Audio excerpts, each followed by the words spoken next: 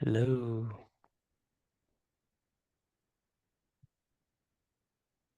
Good to see you.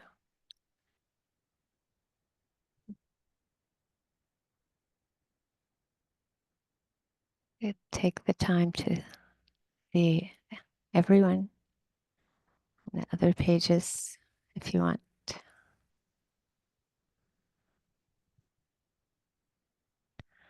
Always interesting to see who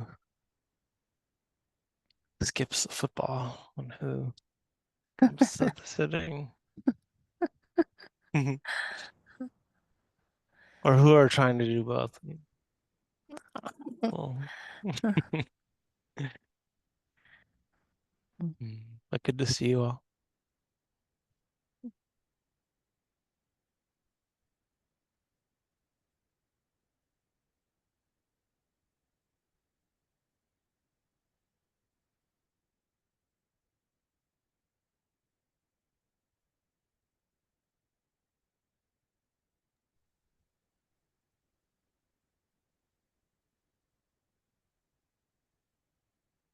So we'll have a little time for sitting. My internet wasn't that stable a few minutes ago, so hopefully it'll go smoothly. If not, Michelle will jump in.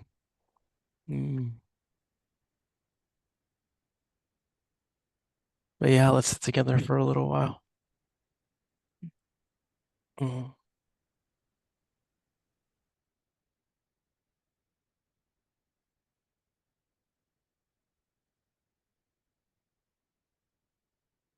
So gently, slowly letting your eyes come to close as you start to get settled into a seated posture,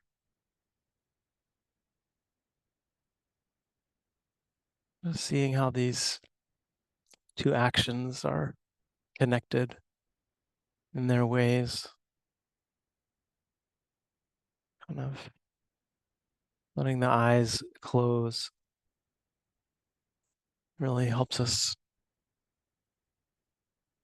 let go a little bit of the external world around us in its more conceptual frames. Of course, we're still sensitive to the physical presence of the objects around us, the people around us, the sounds and smells.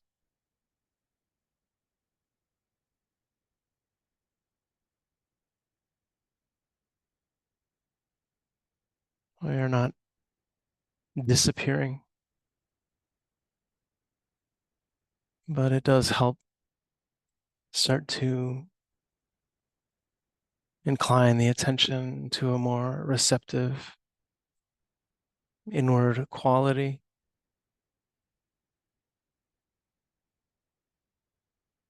not in denial of the external, but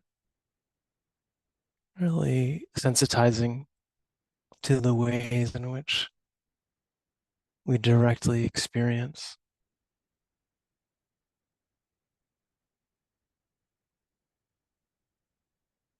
the space around us. Of course, we still have light, shape, color happening in the visual field. Our skin is sensitive, all kinds of phenomena emanating from the world around us. Temperature, air,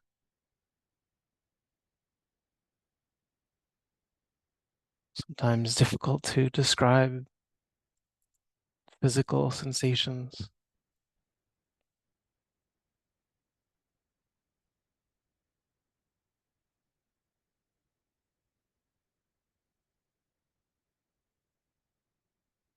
Even deeper into our bodies, we are often sensitive to the realm of sound, coolness, heat, whether that's coming from a internal source or an external reality.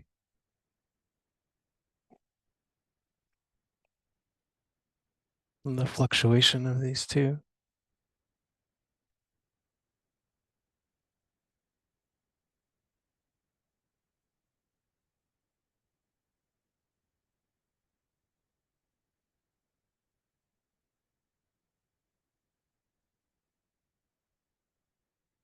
Of course, there's a constantly unfolding stream of consciousness, of knowing, thoughts, of imagining, visual impressions, memories, wonderings.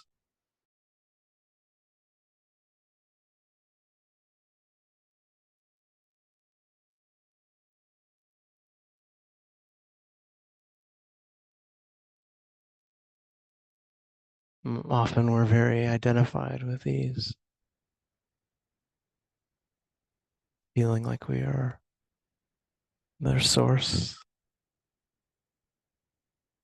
Sometimes we can loosen up a little bit of our assumptions.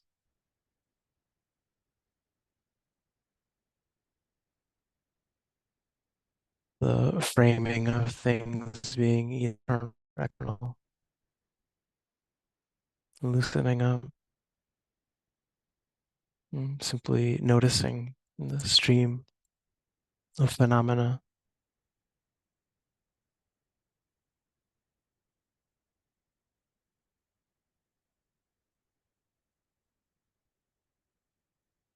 Sometimes seeing the role volition has to play in their arising, their sustaining. What happens when we put down our involvement?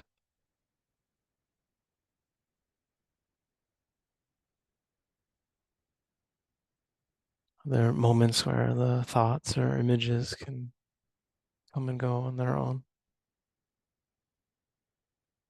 just like sounds, visual impressions, sensations throughout the body.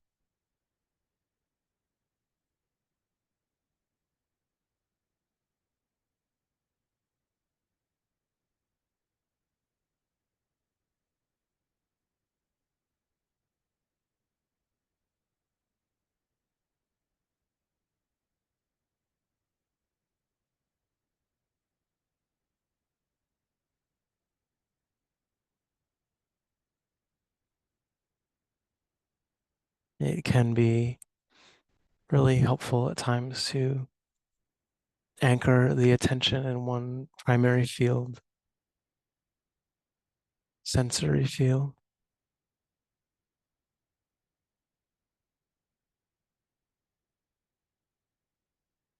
just to help simplify, start to get a sense of the way we can manage this flood at times, just through narrowing, not turning off life, not turning off the mind or any sense door. But we can see what it's like to bring one into focus. And sense of sounds, textures, tones, vibrations at the ear door.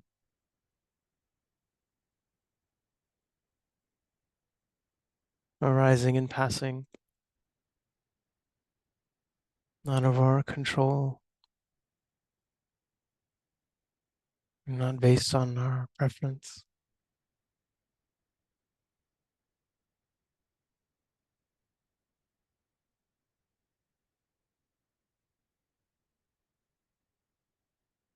You can watch the mind get entangled with naming and knowing, grasping, rejecting, wrestling with these phenomena as the stream flows on its own.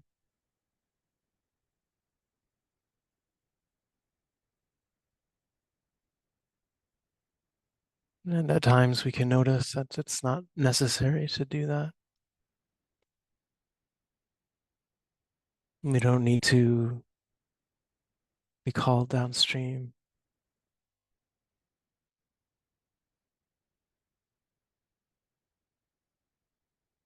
The sounds arise and pass on their own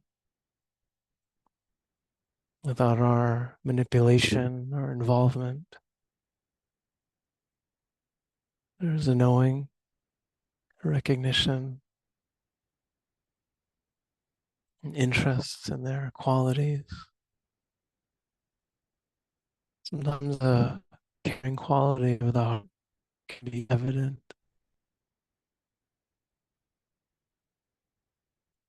Sense of tenderness toward sounds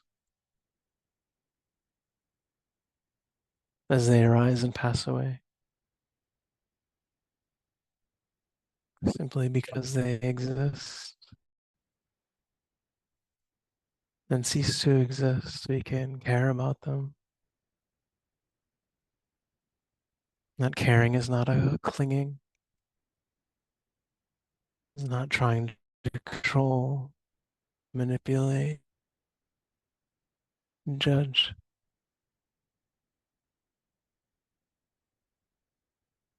An honest tenderness, accepting the nature of sound,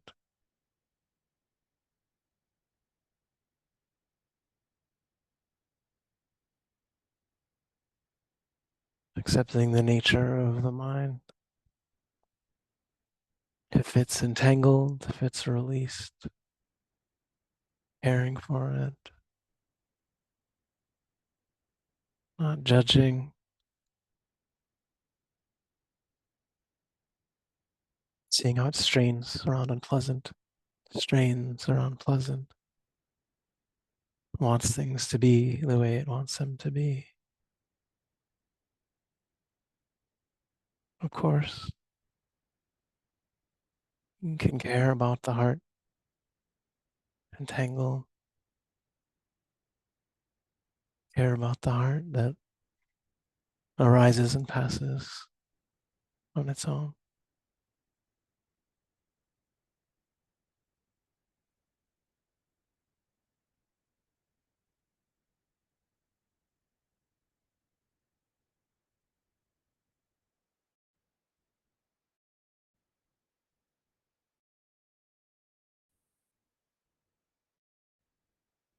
The body provides a broader field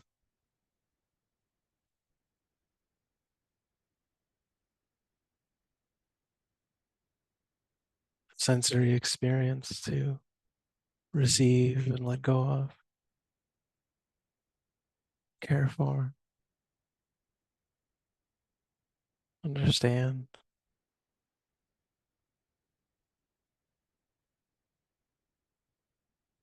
This vast field of sensation coming and going, arising and passing, changing always.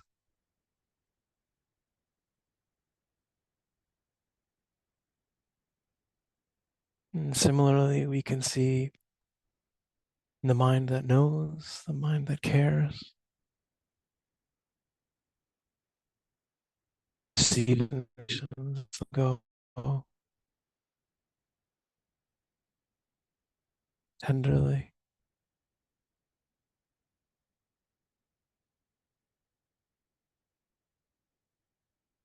And we can see the mind that gets entangled, strains,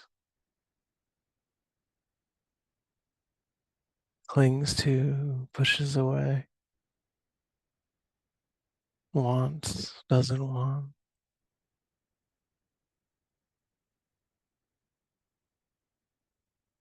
We can receive those moments of mind the same way, arising and passing based on conditions, not personal, understandable. And their suffering, we recognize it, care for it, let it pass. There's release, recognizing it, letting it be.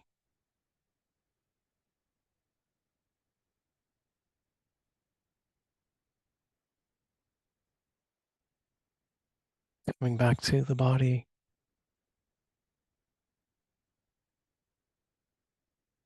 coming and going on its own, out of our control.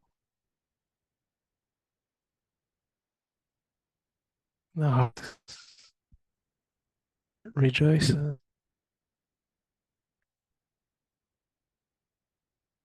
We don't need to be swept downstream. All of this happening right now in the present moment, coming and going.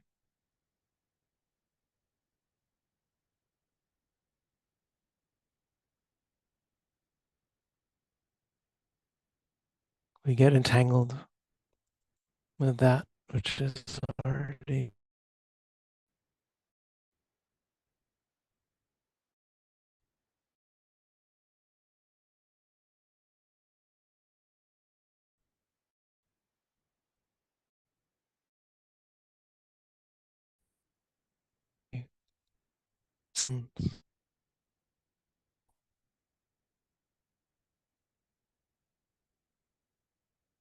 eternally arising, ceaselessly ceasing.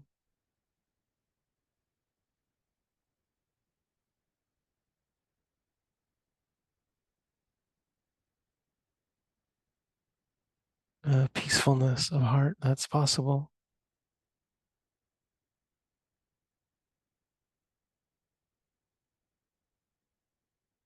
Isn't getting in the way of all of this change.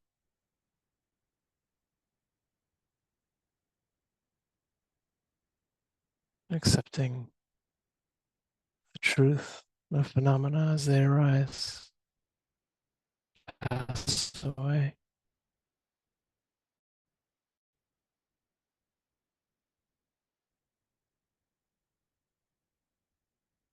Of fleeting moments of thought, of body,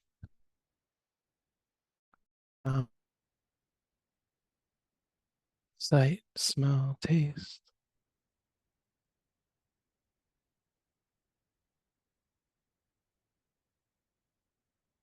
caring for all of it, clinging to it.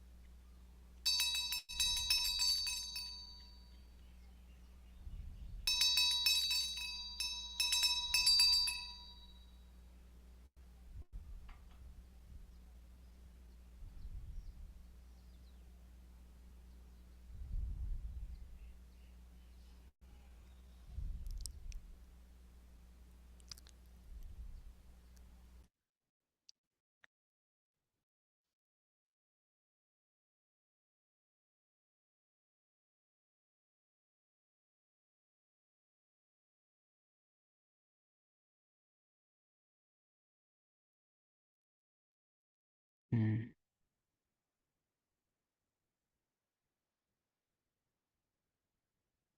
So we do have time today for any questions that folks might have about your practice, instructions, anything that we might be able to support you with. Mm. And the best way to let us know that you have a question, if you kind of move your mouse around, you'll see at the bottom of your Zoom screen, there should be a button that says raise hand. We'll know that you have a question. We can call on you. If you can't find that, you can just type into the chat that you have a question. We'll call on you to ask it, or usually you can flail your arms around and we'll see that too.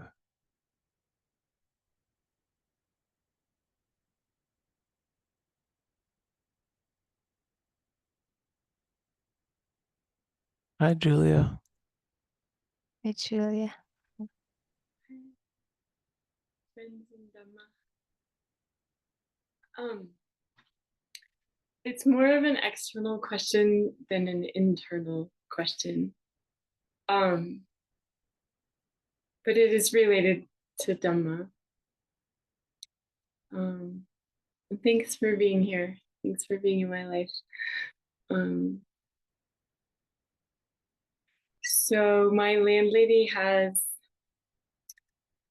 a paranoia of the government, and I have a subsidy from the government. And she has been lately doing things to try to get rid of me. And so she wrote a letter to the subsidy people saying horrible, untrue things about me. This was her third attempt. And I'm wondering if I should refute it or not. And the reason is, I guess, I think there's a Tibetan story about a wise master and a disciple steals a book, and the wise master doesn't say anything for a really long time, and somehow the book comes back to him, and then the disciple realizes that the master knew it all along. And I've just been thinking how if I write a letter to the subsidy people saying, well, actually she's going a little bit woo-woo, and these are the really weird things that she's doing, that would be defending like a self. And that would be like sinking to a certain level. On the other hand, I know another teacher who says respect the relative. Not about this, but in general. So I'm curious if there are any anything comes to mind about that.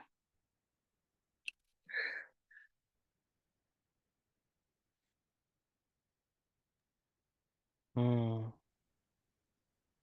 Mm. I'm really sorry, Julia, to hear that. It's really,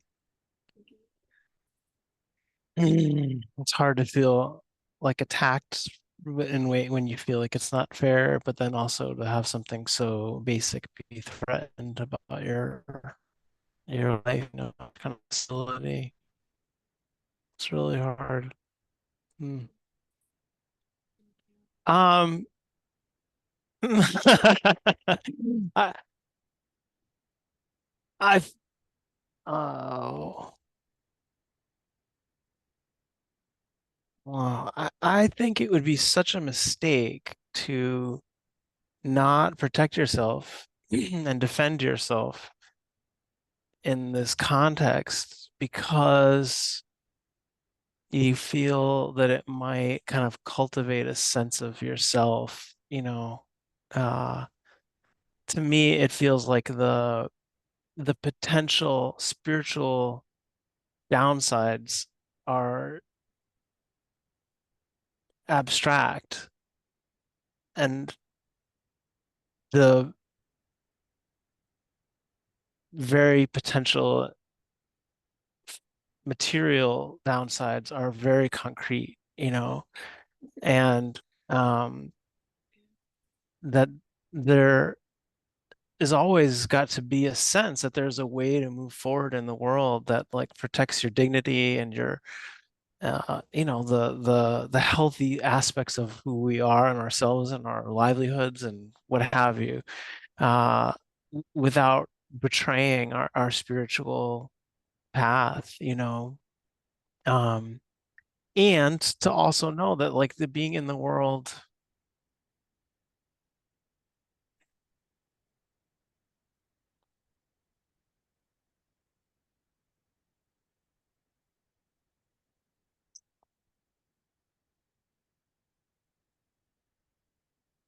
I think there's something very beautiful about like aspiring to kind of spiritual perfection and like, alignment in everything. And you don't want that to get in the way or like to threaten your health and stability, um, especially about something that feels so unfair. I mean, I feel like the story about the master and disciple is like not really relevant to your situation, as this person is neither in your life.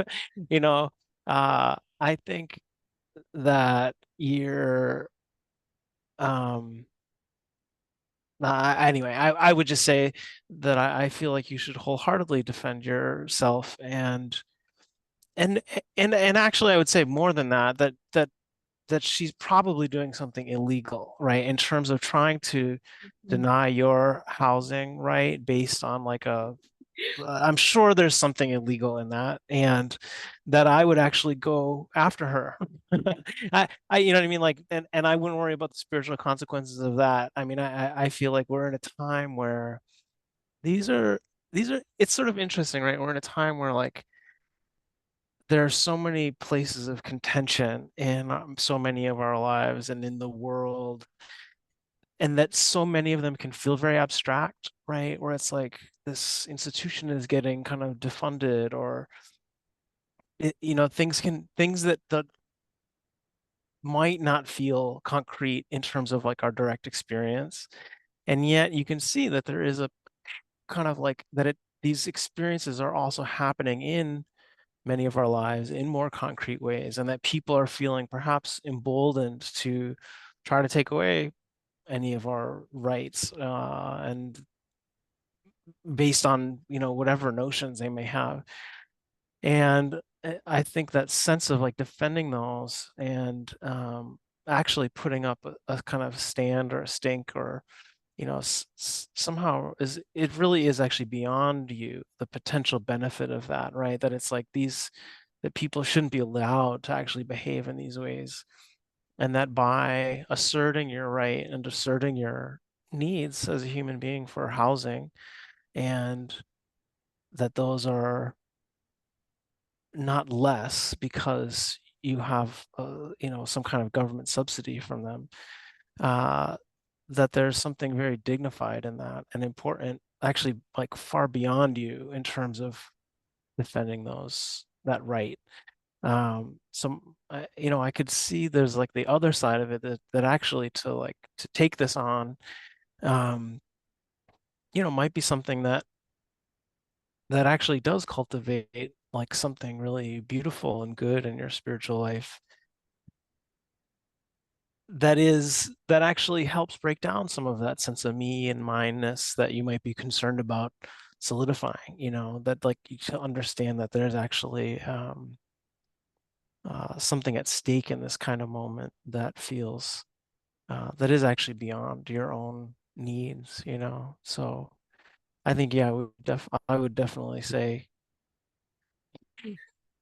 it to That's protect, yeah, yourself is also something. It's protecting something bigger.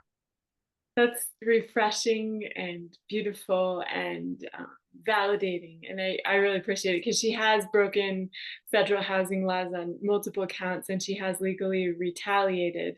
On the other hand, like, I've been a whistleblower before, and I could still end up homeless, and she could make my life really miserable too, or the block, the neighborhood.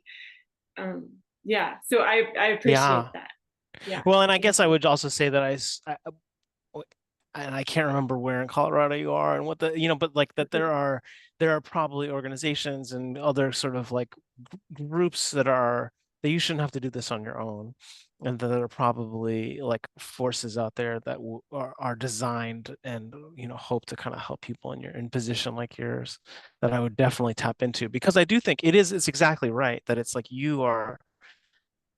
if you if you feel like you need to sort of develop this whole on your own, that you are in a vulnerable position, of course, and that there might be kind of organizations out there, I'm sure, on some level that are designed to kind of help you provide support for you. So it isn't just a feeling of you doing it. Yeah, thank you. Yeah. Machine.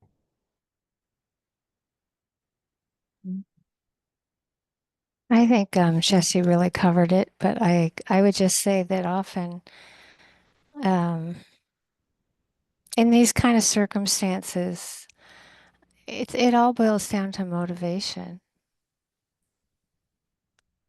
So the motivation to protect yourself, as Jesse's saying, is um,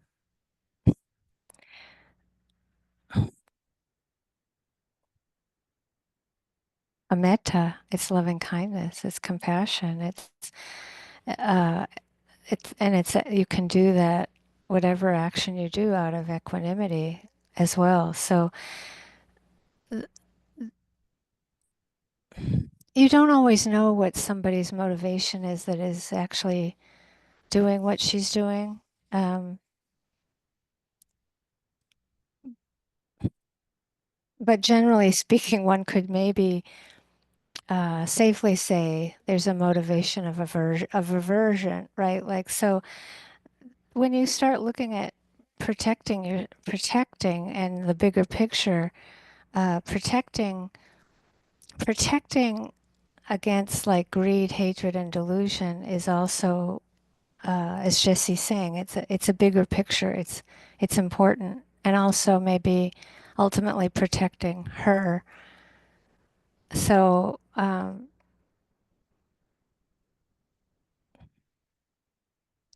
I only have one question to ask you, which no, I think you could do both what Jesse is saying and still ask yourself if you want to look for other housing or not. So if you want to take a stand and stay, or take a stand and stay for a while and see what happens, that's what I would recommend. Um, and it could be that you would prefer not to and go. So it's like all of those would be a way of protecting yourself.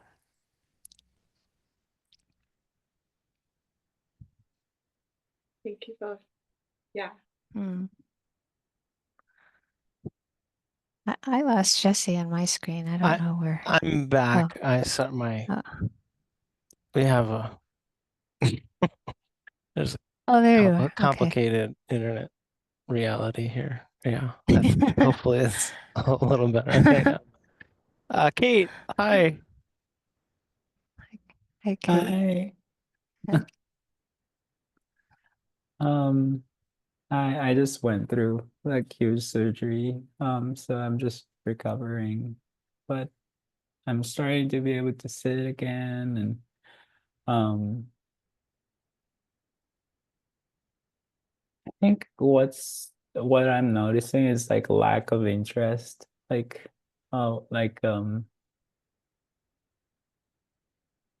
I have such appreciation in this like multitude of like experience just sitting, um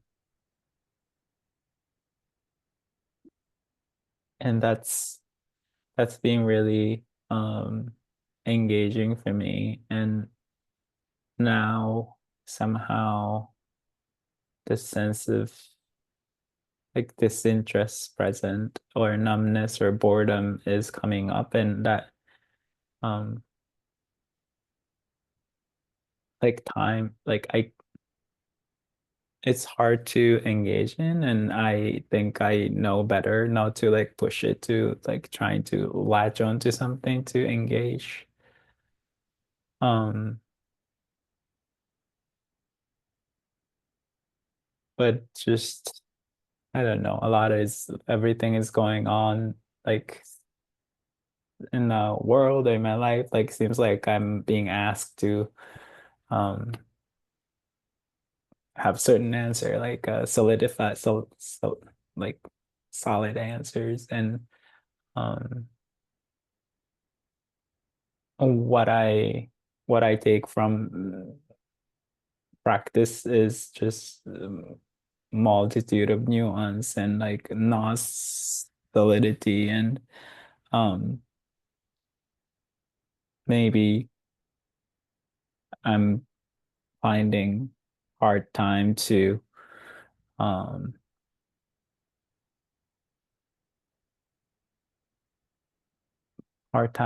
find not meaning, but like appreciation towards that nuance that I've been appreciating a lot. Um,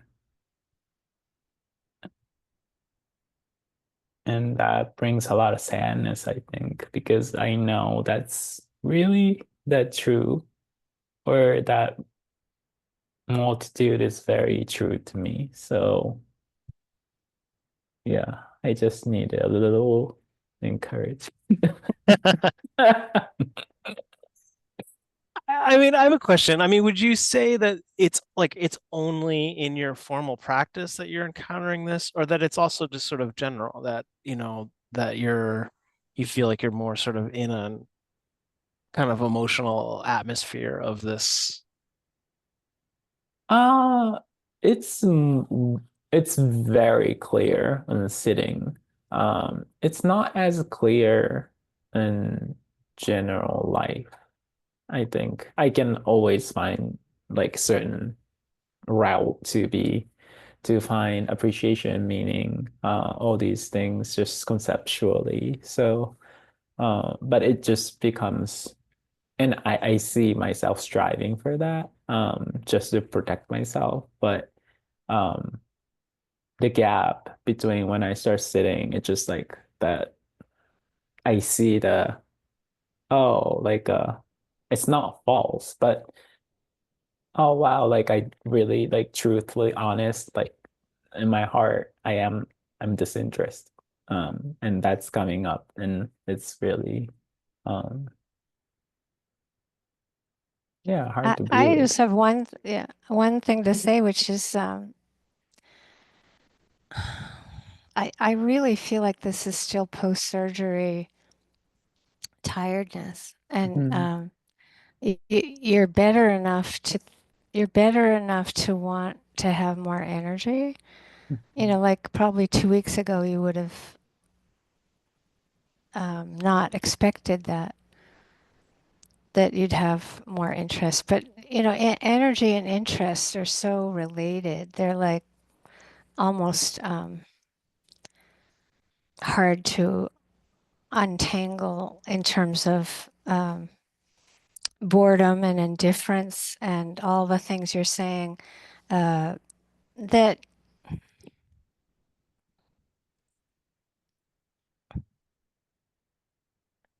you really appreciate about yourself, all these aspects that you appreciate about yourself.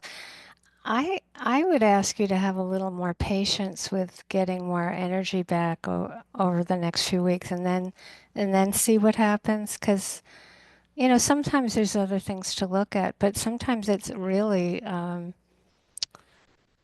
the Buddha taught patience as a kind of metta, a kind of kindness. So you're getting that you can't push it, and it could be that you look at the day or night and see if is there some energy starting to come up, um, and to not ask too much of that yet. Like it's like precious little sprout in the Mhm. garden, right? Like it's gonna come back, it's gonna grow, but often I think for all of us, we tend to forget that there's still energy going into healing, or there's exhaustion from all the energy that went into healing. So that's like a just a general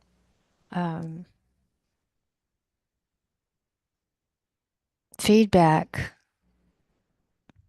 I mean, the other feedback, of course, is to take enough time to not do much. Mhm. That's not that easy for most people, and most of us is that sense of just this is when having been through two long COVIDs and having to deal with the level of fatigue, and just oof, just you really have to scale things back to a place that's manageable in terms of useless gazing, looking out the window with a cup of tea and just taking your time with that, right? Like scaling it down what you can be with even just a little bit. I hope that makes sense. Yeah, it does. Useless gazing is always useful. Is patience one of your favorite things to practice? No, nor is meta. I rest my case. Yeah. Yeah, I totally, yeah, I agree. Just I think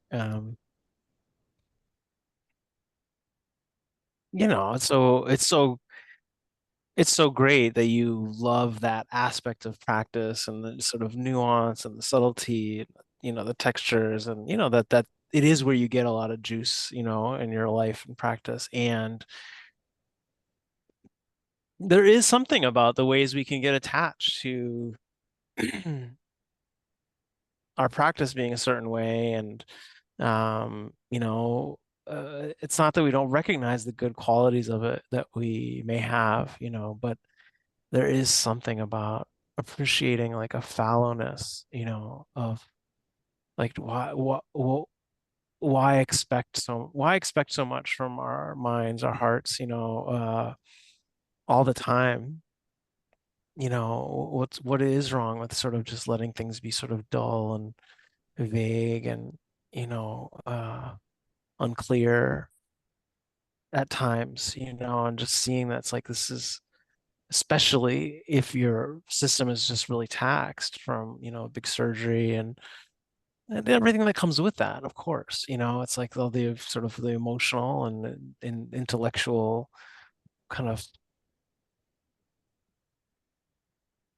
exhaustion, that can also come from that, and excitement and all of those things, but to me it's like, it's being here in the north in the winter for as long, I always visit, but I haven't been here for like a chunk like this in a while, and it's like, yeah, it's powerful, and just like, what is it? These trees and all the plants, it's built in to just be fallow, and that quiet and the cold and the frozenness even, for however many months. And it's not that there's nothing happening, right? There's things happening sort of deep inside, but there's the thaw that comes, in a few months. It's just like the order of things, and why expect, and how it can be violent to expect more than that from our systems, at a time where we're just really needing to kind of rest and recuperate, so in some ways it's cool. It's good to see that your mind is doing that, right? It's like protecting itself and protecting you from kind of over taxing itself during a time where maybe you're just needing more rest. Thank you. Yeah, yeah. Sounds good. Hmm. Hmm.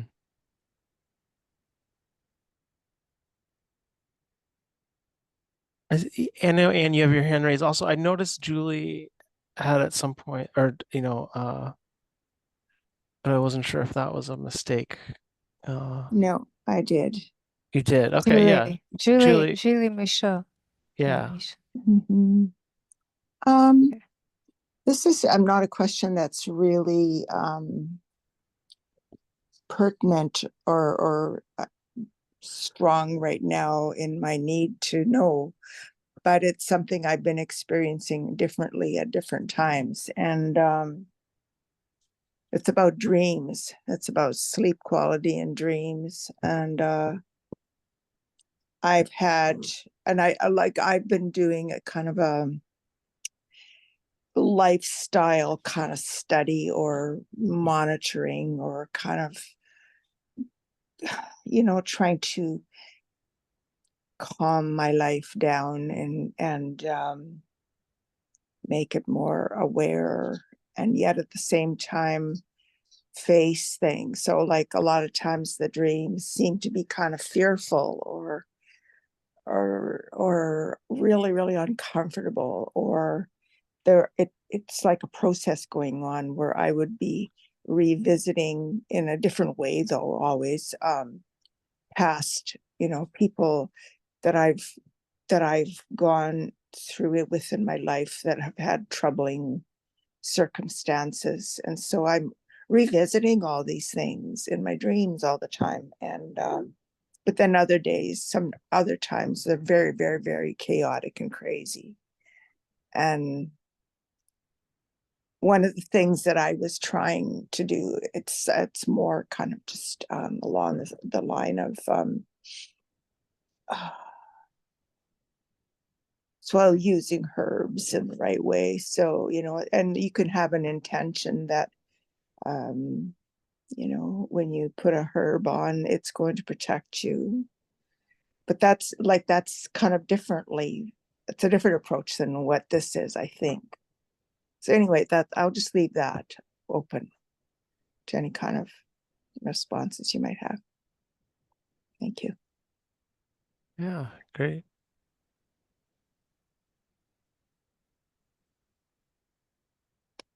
I didn't quite get the last part about the herbs. The Oh, yeah, there was a friend that said it's called oh God, my brain's gonna say, not gonna remember the word right now. Anyway, so that doesn't matter. yeah, Yeah. it's like, you put it in an oil and then you just put it on your shoulders, and it's supposed to be a protection. Mm-hmm. I see. And so I don't think that's the same. But of course, like we're part of materiality, right? And physical. So it's all part of a package, I think.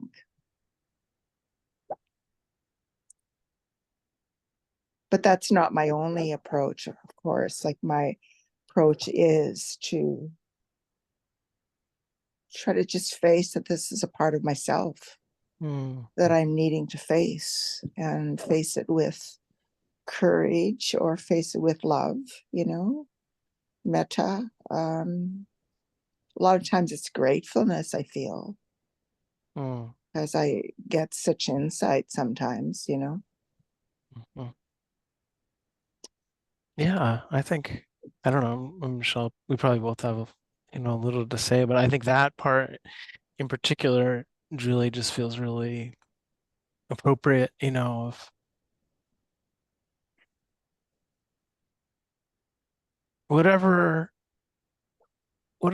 they are, dreams are amazing, and that it's like part of your subconscious, like speaking, right? And voicing itself, and that it's a language that's, sometimes more clear or more mysterious in other times, and but that you're honoring it, and taking it seriously and trying to care for it and care for yourself in the process, all that feels really appropriate, that it's a like a channel of thinking, of processing that's real, and it's distinct but related to, our more conscious thoughts. And of course, there's a way in which it feels like you can look at from some perspective on the, you know, mindfulness and awareness thing where you feel like all thoughts really are just dreams,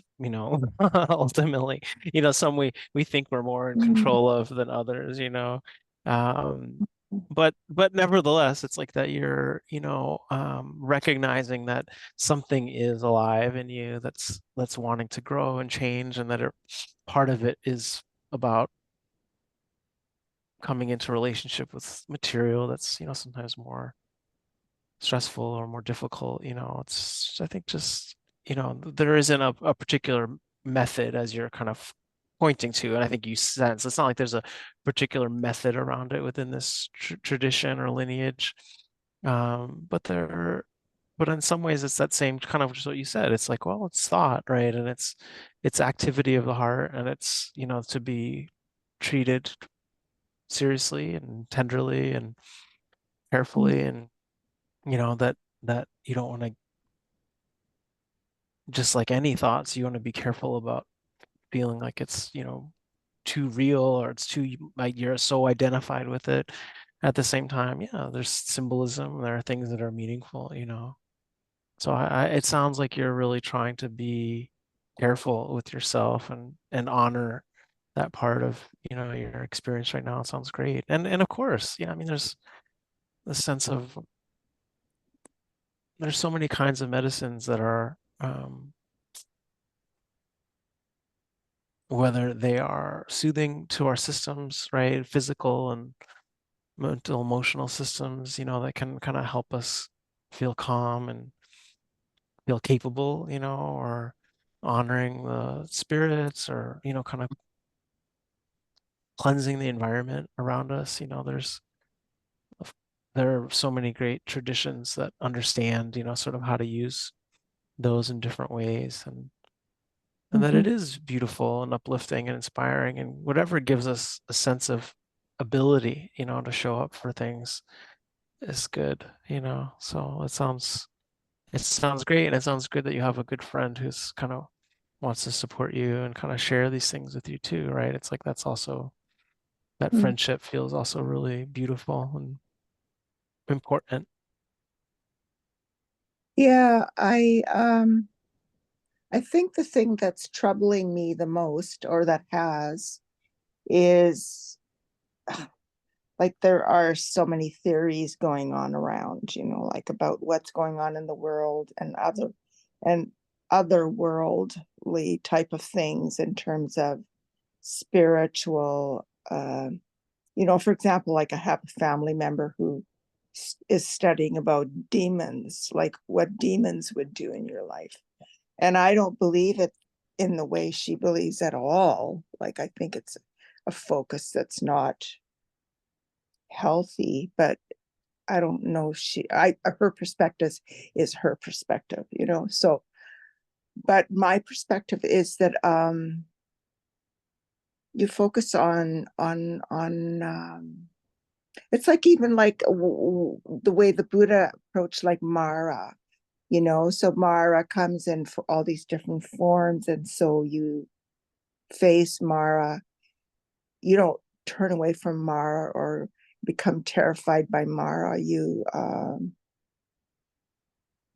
try to acknowledge Mara's presence, and just, like I'll often pray when I wake up and my dreams are crazy, and I'll just pray. I'll go, pray to Tara or something.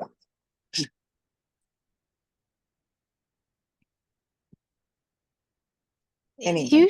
Usually when we work with people with dreams in this practice, it's more like getting the feeling tone of a dream. And so, like you just described it, like if there's a feeling tone that you're feeling like you need compassion, you would respond that way, right? If there's fear, or like there's happiness, or you were talking about, some of the stuff that's going through is just processing old relationships, and so a lot of this practice, it's tending, like Jesse's saying, the attention or the tending of it, it's just like with a garden, you tend it in a way that would bring more understanding and care, not necessarily through the thought process, but through the kind of feeling tone of it, and then having an appropriate, like it could be empathetic joy or equanimity, but there's some way that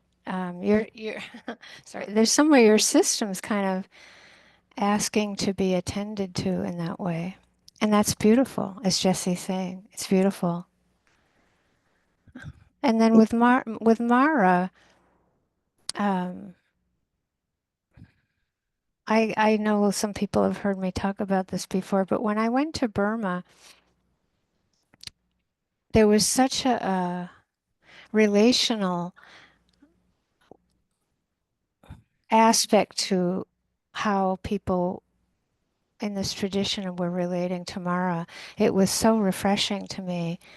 But many things were refreshing, so that if it was cold, people would put a coat or a blanket around the Buddha, right? It would be such a personal, or there was one guy that used to brush the Buddha's teeth. But I really loved it. It was so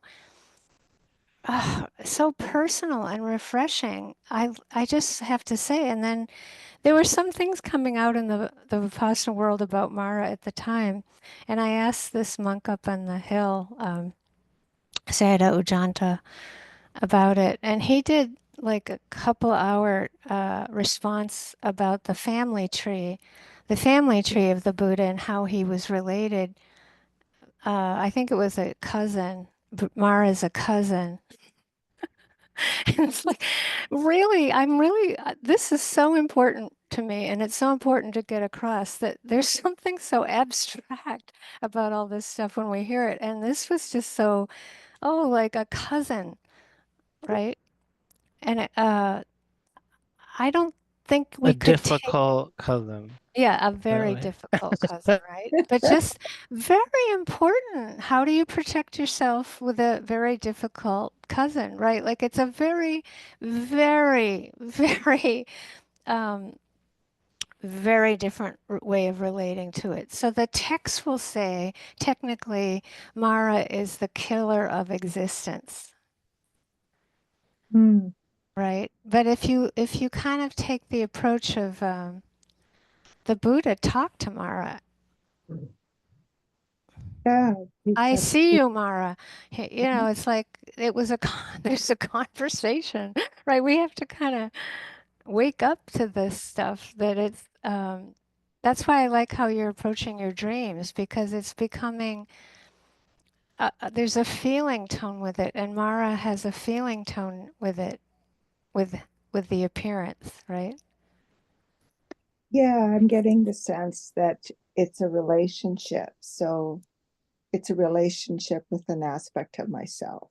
That's Yeah, something. yeah, Yeah, yeah. yeah, yeah. And the metta and the understanding and all that is the key, Hmm.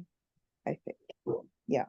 You might feed Mara some cake and then tell him he has to go. Right, right. Thank you. This is really, really helpful. I think I got it out. Okay, thank you. Thanks, Julie. Anne. Oh, oh, it's good to be Hey, back.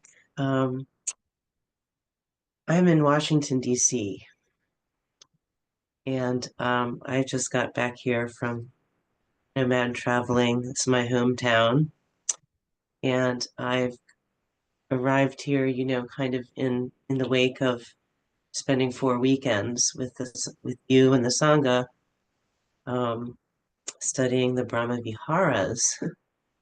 And here I am, the belly of the beast.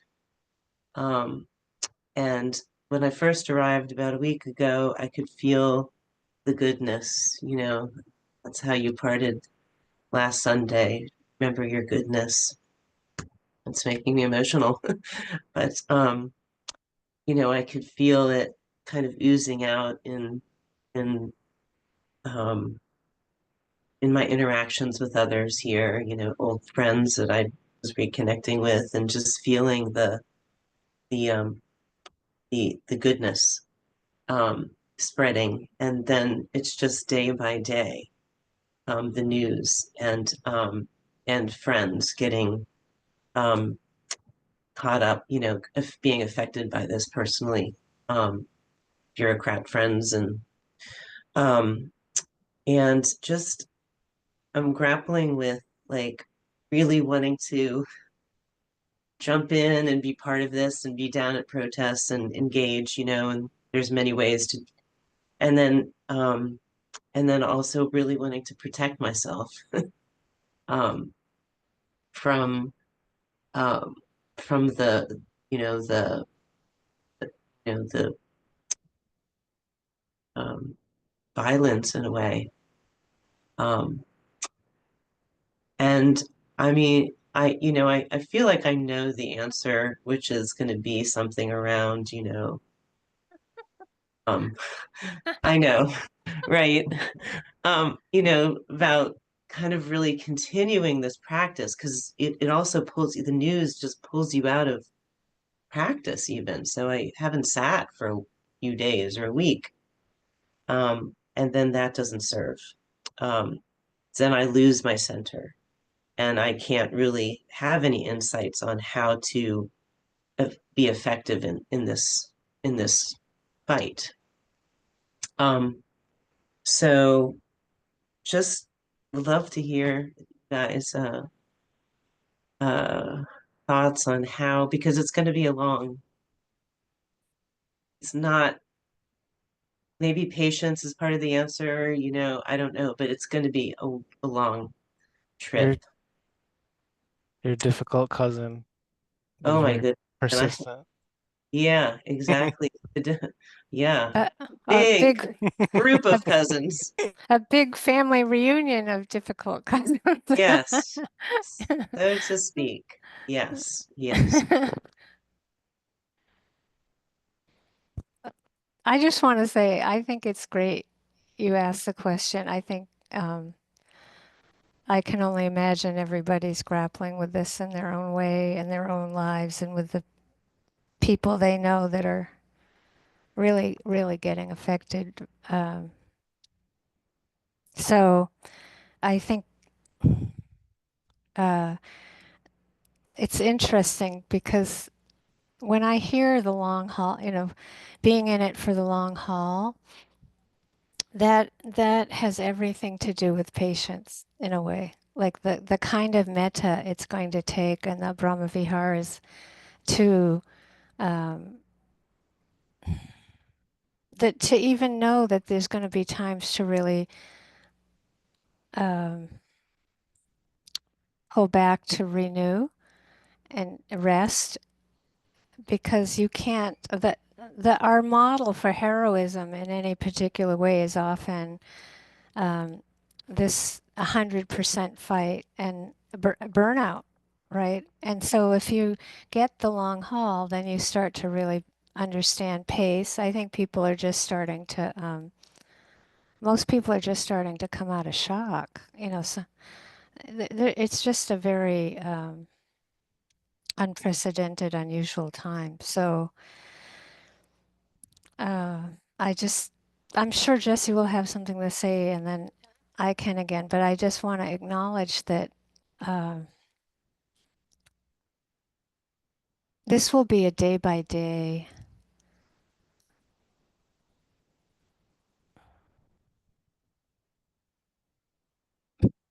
It's going to be a day by day long haul. Right? You just have to name it. It's going to be a day by day long haul, and then it's going to be a long haul. And so wherever if one is needing to still recover enough to even know where to put one's energy to uh, stand up, get Yeah. up, right? That it's not like you can attend to all the issues at this point. One's going to have to pick and choose. yeah, the right action, and how can I insert Right. myself in a way that I can be of most use? Maybe I'm not Hmm. going to be down at the Capitol every day, but Right. um, and being creative, and I don't think you can get creative until your mind is calm. And Right. You can see that that's what's happening. There's just like a real huge shift, and people are getting ready, I think, for very unusual collaborations. And uh, that's all I can say. It's like a kind of big learning ahead of how to be effective and not give up when it isn't, and just keep. It's the same teaching we've been doing the whole time, which is you make the effort without attachment to result. You keep making the effort without attachment to result because it's the right thing to do. yeah, But yeah, and you yeah, can I'm already around you some. can yeah, you can already see that people are starting to regroup and go. Like it's already happening, and that's very heartening. Yeah, and when I'm in conversations with friends that are that don't get the concept of put in the effort, let go of the result, they're Right. already kind of like angrily bowing out, and then those are the that's, I guess, a place to engage with this spirit of insight, to not get dragged into that of what would you call that, resentment and fear, really, I guess. Yeah. Yeah. Yeah. Yeah. I mean, I think, your your instincts feel all, totally appropriate around all of it. And I think that last piece is I think something that we are all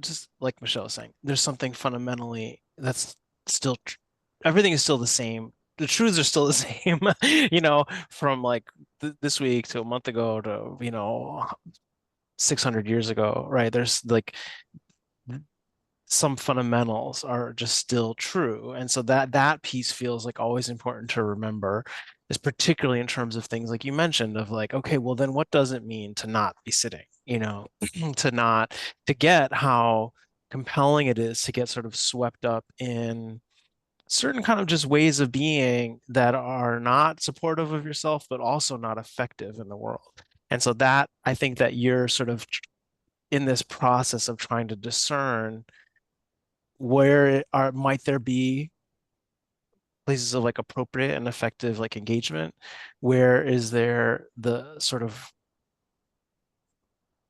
where does the dialogue, the talking about it, the friends, the social media, like where in media, like where does that fit into that, and then where is like your formal practice? And I think those are all really important. And so just like of course, that basic thing of like we're gonna definitely say it's like just like you said, sitting, having quiet time, getting that time for your own heart and mind to kind of clarify and reground and recenter, or whatever the language you want to use, to sort of like find your way back to your goodness, and the ability to still connect with that and have that be a source of motivation for your actions is like fundamental.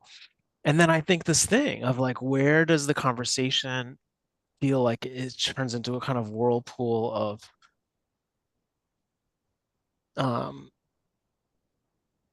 We're sort of screwed. just, yeah, we're screwed negativity and kind of throwing our hands up. And then not that there isn't legitimate, like of course there are like legitimate perspectives and emotions around that.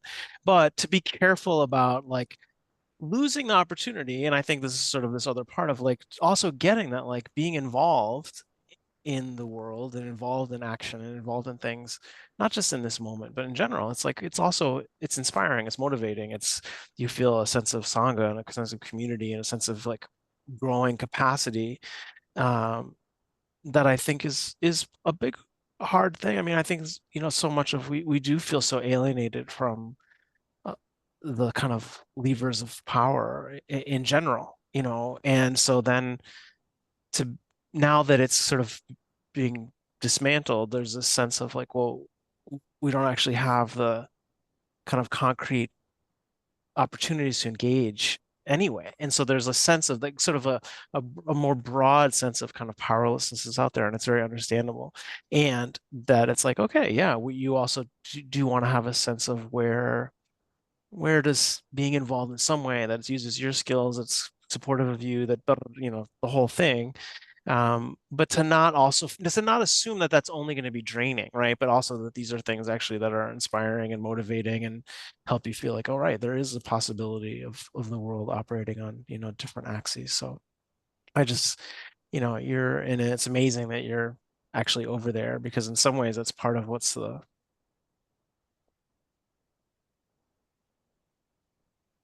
that there is sort of, you know, even the possibility of like more concrete relationship with, you know, the people in the bureaucracy and the physical buildings that this stuff is happening in, you know. That's there's a reality to that, I think, which is also of course an opportunity. So keep us posted how it goes. Yeah. Yeah, it's sure the conversation will continue.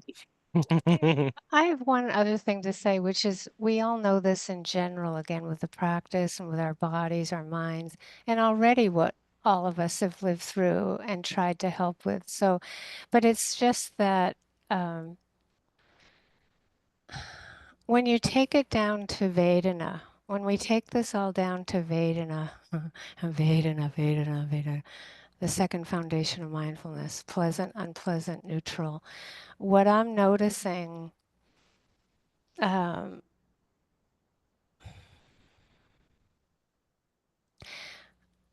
is that people are bouncing off it because it's so painful. And there isn't the ability to keep going, ow, ow, ow. There's a vulnerability, right? Dukkha, anicca dukkha, anatta dukkha, and the unreliability of experience. And then we're in this heightened place of vulnerability and exposure to so much unpleasant that I'm noticing that I notice it honestly in my neighborhood when I talk to people. A lot of people are just like they just can't deal with it but it's because it's so painful. So it's like we have to look at it. What is it like for us if we decide to connect with something painful, right? It's like then the intention, right? The intention is to understand that, right? The intention to understand is the mindfulness practice. But if we're getting an overexposure, it takes everything that we've been teaching you. This is going to require everything that we've been teaching you around where do you go? You anchor the attention. You anchor the attention in the Brahma Viharas with the easiest Brahma Vihara and the easiest that you're doing. You anchor with breath or sound and hearing.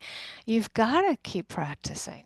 You can't let it go. And it's like, because the most important thing is to see if we're drowning in pain. There's nowhere to go but fear and aversion or attachment or it's just inevitable. The system is going to go to the defense against it versus a healthy retreat. And I don't think those words are that helpful, but like it's a healthy being with things as they are without drowning in the pain. Yeah? Yeah. That's going to be that's what I meant by every day is a long haul. Because Yeah. you have to titrate how much you're exposing yourself so that you can be okay and equanimous and contentment, right? Yeah. Versus a nervous wreck. And useless. Right. Yeah. I can't even believe, I just can't even believe that you taught those for weekend. it's almost like a miracle that that came into my life at that time, at this time. And I'm just mainly appreciative. And I thank you for the motivation to get back on it. Yeah, well, it's like it's gonna be we're all having to dig deeper and deeper and deeper. That's the benefit of this derangement, right? Like, but you really have to get that that's the karma. This is our collective karma that we have to, if we don't do it, who else is gonna do it? Yeah, chosen. Yeah. And I guess on a practical note, and maybe this is something that can come up on the Facebook, like, are there groups of people from the East Coast that can sit together once a week, to kind of, because Sunday's good, but probably another day would be good. And maybe is that something we can find out on the Facebook group, you think? I don't know. Okay. Not Let's not just not no, not Len, only not only exactly. For us, it's a capacity question not around. you guys. No, Just yeah, right. And we heard that. We're both sort of at Because you're not the both. first person, Yeah, man. This yeah. is like a. no. I mean, of course, it's also ongoing, and that sense of, yeah, of course, we understand people wanting more of something, and yeah, what is our capacity to be able to kind of even offer or coordinate the structure of it? Never mind, our sort of presence there, and just it is an important question for us. So thank you for raising it. And I also I do want to just it's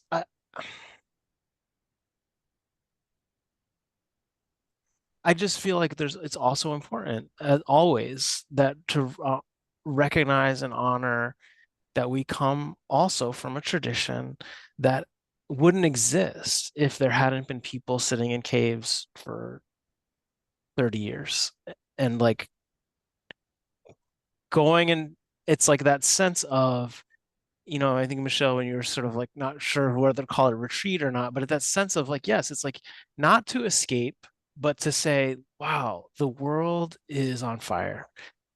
There is so much greed, hatred, and delusion that is consuming us all. And how do I take seriously the responsibility for my disentanglement for that part of it? And that willingness to sit with Mara in a cave for all of these years, and the hermits are people that we are very indebted to in terms of like helping maintain the Dhamma through the rise and fall of civilizations for the last several thousand years, right? In many different countries and many different contexts. So I don't want to also make the assumption that everyone is expected or required to have this sort of very specific kind of perfect balance of like, oh, inner work and outer work. And, it's not that we don't honor that like immensely. And we also recognize that there's people,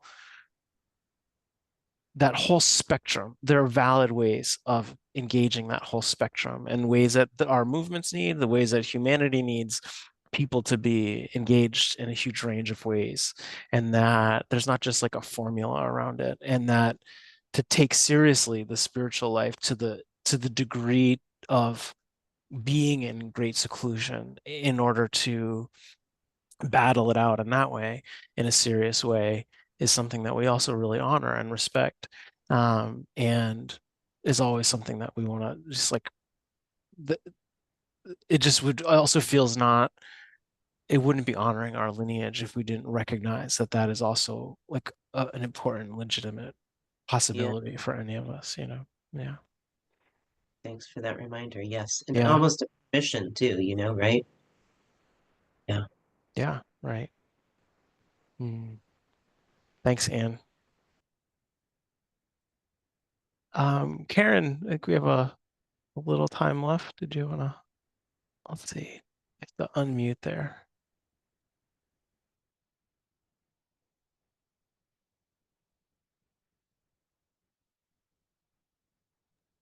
Hold on, let me, oh, you just, hold on, you unmuted yourself and then I remuted you. Let's try that again. There you go.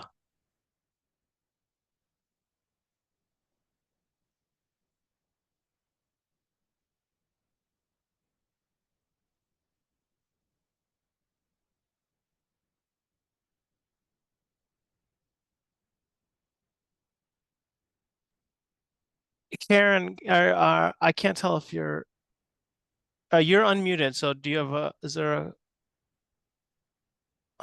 but I still can't hear you. Hmm.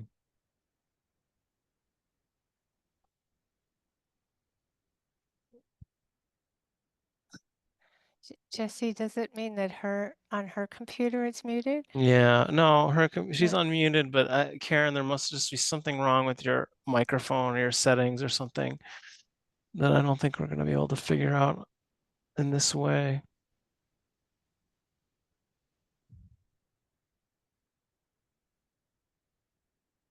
Hmm. Do you want to? You could try typing a few words into the chat, Karen. If but it doesn't seem like the microphone is working.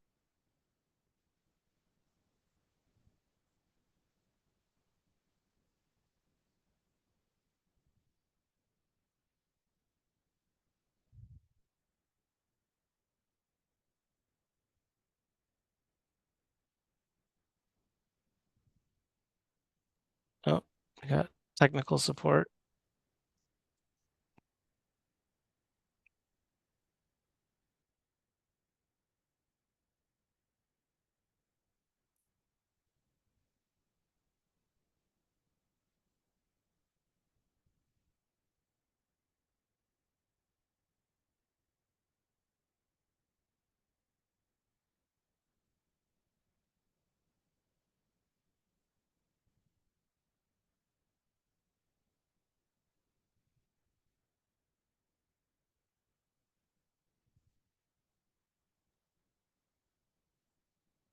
I think it may be best to try to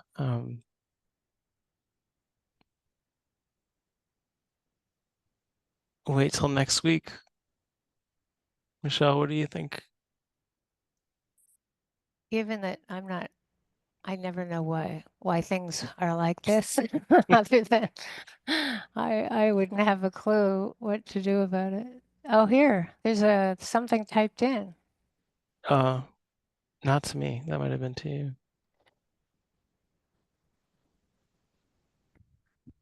Is it a question, Michelle? Oh, it says, I have often wondered Yeah. how you both lived through and came out seemingly whole in the situations in Burma when you were there. I appreciate that you talk about the pain of watching this. Mm. I actually, it's something that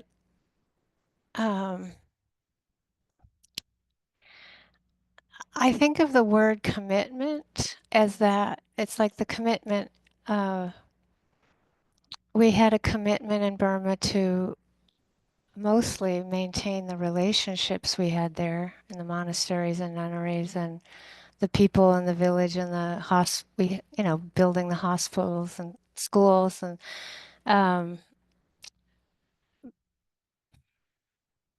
but it's like when you make a commitment, you're committing to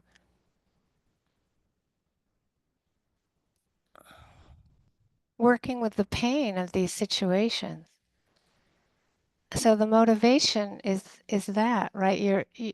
How you keep working with your own motivation and where you're reacting, where you're responding. And sometimes for me, one of the biggest learnings was when I started this TB project, an AIDS project, and it was ahead of its time.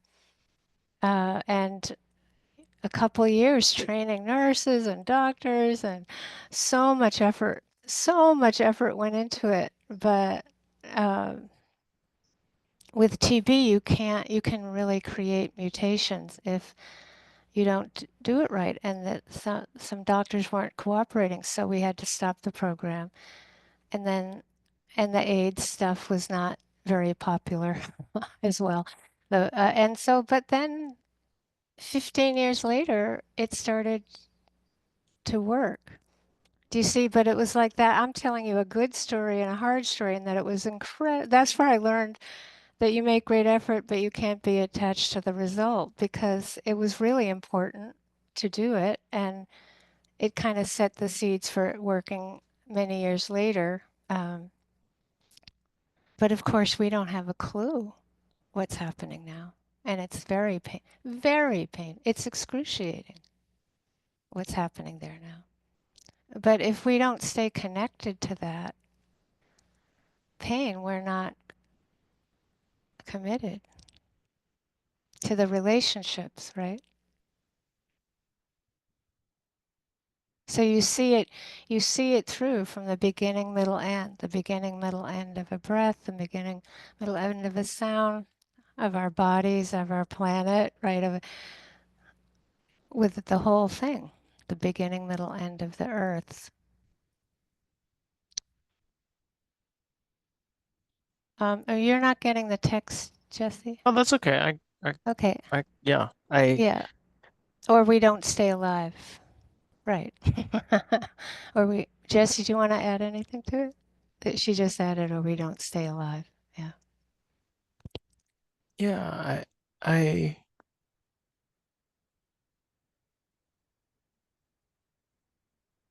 I mean, I don't want to.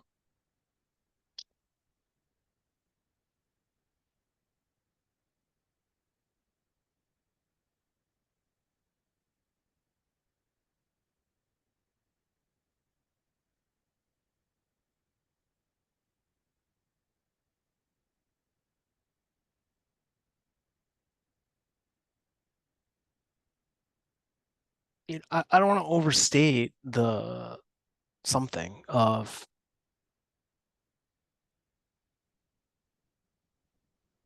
what it's like to go somewhere for 1 month out of the year, and you try to help and you try to raise funds and push things forward, and but also to not be there, not be beholden by some of the conditions, of course, that all of our friends and colleagues are beholden to, and to have the kind of privilege to be able to come and go, at that point, and those points, Michelle, of course, involved many more years than I was. There's something very specific about, there's something very particular about that, right? Compared to being like, is this happening just in your village and your town and your country? And so I don't want to not recognize that aspect of part of the dynamic, at play in the many of the things that, we continue to try to support. I think that you do get an appreciation of what it takes. It's like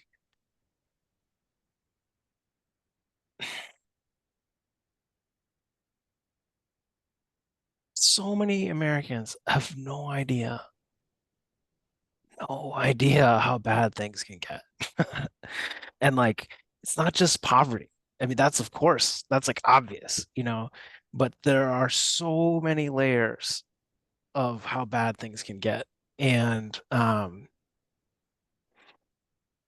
how, like, just the ways that we have been able to see how people have navigated that in so many incredible ways, and awful ways, and like very humbling ways, and frustrating ways, and but also really incredibly beautiful ways, and ways that we've been able to have the benefit of being in relationship with and being able to support. I mean, I just say, the we finally are able to get the sort of normal funds back into this one village, Watchet Village, right, where Chaswa Monastery is, where we've had this like long-standing relationship for many years. So finally, we're gonna be able to like fund the nunneries and the monasteries and the school and the hospital and just give the community some food, because things are so bad, like so bad right now, which is wonderful. It's a huge relief. And um, we've been able to be funding over the last year since the coup, um like other really beautiful work that's been happening, and a lot of it around refugees on the border or internally displaced people sort of within still within the country, but along the Thai border and, Karenni state. And the guy who was our main contact and relationship was, someone who Steve met many years ago. And his story is just, I think, very important and powerful and relevant to, all of us. And I think maybe some ways there's a sense of like a growing sense of how relevant it can be in terms of desperate times, but he's of that generation, the generation 88, who of these like student rebellion that took place after an earlier coup that happened in 1988, of the military, and just these incredibly noble, honorable, courageous young people, students, many students really, protesting in all of the ways that they could imagine against the dictatorship. And he is one of the many who chose to kind of take up arms and joined a guerrilla group and spent something like 12 years in the jungle fighting. And And then he yeah, ended up in a well, refugee camp for many years. yeah, and so part of his, I mean, it was always a moral, ethical dilemma, as a Buddhist and as someone who believed in the things we believe in and practice and the ways, that we do, that he decided to take this sort of extreme position and felt like he had to, there was circumstances, but that at some point during one of his campaigns, he was provided shelter by a family, and the military came and tortured them looking for him. And he couldn't handle it. He just realized he couldn't do that anymore. It was just not acceptable. He just could not live with the fact of other people being harmed in that way, to protect him, right? And that he realized he couldn't do it anymore. So he gave up that life of a guerrilla and as a fighter, and went to refugee camps, started building kind of alternative work, right, in NGOs, and trying to do developmental and educational work in their communities, and really felt like he still wanted to be involved. He still felt dedicated to all of the like, many problems that people in his community were facing in terms of migration, and in Thailand and all around, the region. And so he got involved in labor stuff, and he got involved in education things, and he's developed like an incredible network um and life's work in a way that was still dedicated, still risky, and yet it's in aligned with his values in a way that feels sustainable for him kind of ethically, and still engaged in the way that feels important to him. And the work that we've been supporting have been largely around some sort of just basic humanitarian needs around IDPs and independently internally displaced people, but also around education and getting kind of young people of promise, to get them that sort of next level of education and uh, capacitization so that they can become leaders in their communities in different ways, politically and culturally and health systems and all kinds of things. So it's just to say that, it took the way forward for any of us might not be totally clear, and that we can sometimes take detours in ways that turn out to not be like the thing that we realized, and maybe we felt they should have been, but that we have our own journeys and processes around like how do we find a level of engagement and internally and externally that feels in balance, it feels righteous, it feels legitimate, um, it feels like it's rooted in actions that we can live with, and feel good about. and is contributing. And I think that, along with many other people that we know, from other lay people to monks and nuns, there's many people that are part of contributing to the goodness, against what can feel very much like an overwhelming force of badness. And just the dignity and kindness and good spirit, I think, that we have just continued to encounter over and over again, has been very inspiring and really important for us. So our challenges in that are real, but not like theirs.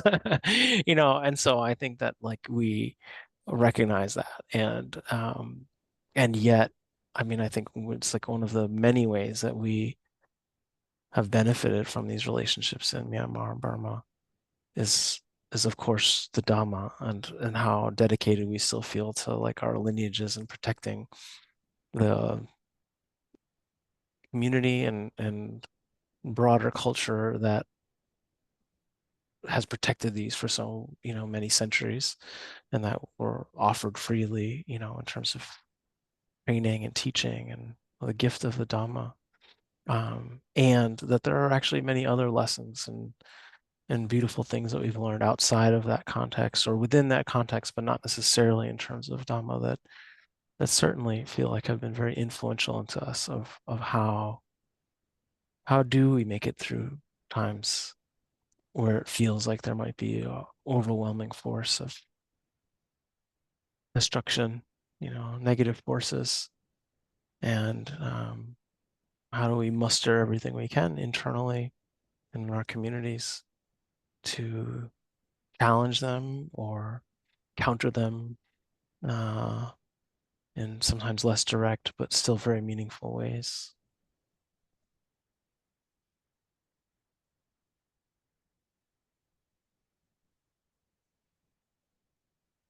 Mm.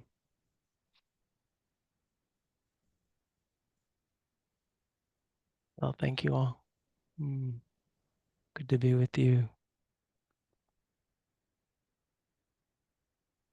Hold on to your goodness. I'll say it every week. Hold on to your goodness. Hold on to your goodness. Hold on to your goodness. Take care, everyone. Mhm.